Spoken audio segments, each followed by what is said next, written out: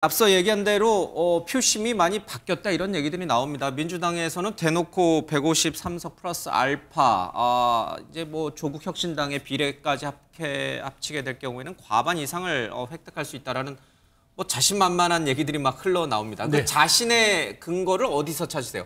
한 달 전만 하더라도 거의 지금 국민의힘이 굉장히 일당이 될 것이다라는 여론이 굉장히 우세했거든요. 그게 이제 윤석열 대통령의 등장과 함께 예. 조금 더 자신감을 가지라는 지지층에 대한 호소예요. 이게 뭐 오만할 것도 아니라 이재명 대표께서 151석을 얘기했습니다. 한 선만 더 갖게 해달라. 지금 151석 얘기가 다시 얘기한 거거든요.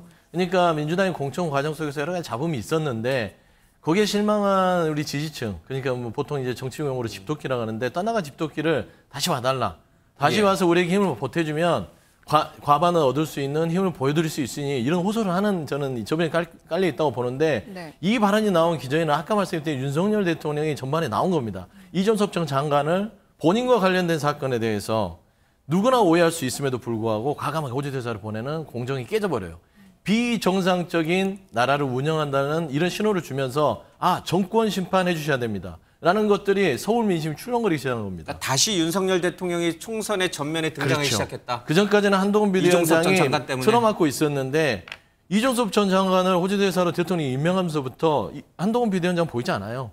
왜? 누가? 결정권자는 누구야? 그리고 최수근 상병에 대한 수사위압의 꼭지점 누구지? 윤석열 대통령이구나. 그전까지는 김건희 여사에 대한 배우자 주가 조작 명품의 거부권 행사하고 다 눌러놓더니 잠깐 잊어먹었었는데 생각해보니까 이제 본인이 연관이 될 수 있는 사건에 대해서 핵심 증인을 빼버리네.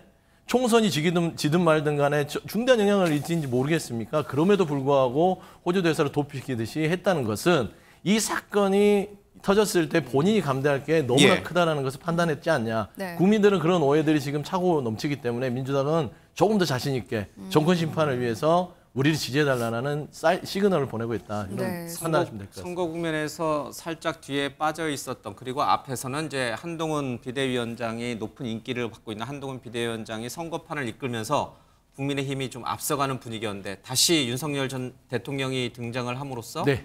이 총선 판국이 다시 이렇게 흔들리기 그렇죠. 시작한 거다. 대통령이 이렇게 가려져 분석을 하고 계신 있었는데 거군요. 이제 본인 스스로 그냥 드러내버렸죠. 그러니까요. 이 대목. 그러니까 이종섭 전 장관이 가져온 이 효과라고 하는 게 이제 국민의 입장에서 보면 역효과라는 게 윤석열 대통령을 소환함으로써 야당이 주장하고 있는 정권 심판론이 다시 부각되는 그런 효과를 가졌다는 거예요. 이제 국힘에서는 이제 굉장히 좋지 않은 그런 방향이겠지만. 그런데 민주당에서 지금 총선 25일 남은 시점에, 그러니까 어제는 26일 남았었죠. 이 시점에 153 플러스 알파 이런 의석수 예상치를 구체적으로 발표를 한 거는요. 국민들께서 굉장히 오만하게 보실 거예요. 또 이것도. 그럼요. 왜냐하면 역대 언제 이렇게 민주당이 구체적으로 의석수를 발표해서 우린 과반을 예상한다 이렇게 한 적이 있었습니까? 오히려 2016년에 사실은 국민의힘이 새누리당 시절에 이것과 비슷한 실수를 해서 손해를 크게 본 적이 있어요. 그 당시에 새누리당이 말씀하신 것처럼 150 플러스 알파 얘기하고 뭐 160석까지 목표로 한다라고 했다가 실제로는 121석밖에 얻지 못해서 굉장히 참패를 했던 적이 있습니다. 그걸 좀 거울 삼아 보시라는 말씀을 드리고 싶고요. 그 한병도 전략기획위원장이 발표한 그 지역별로 개별 판세를 봐도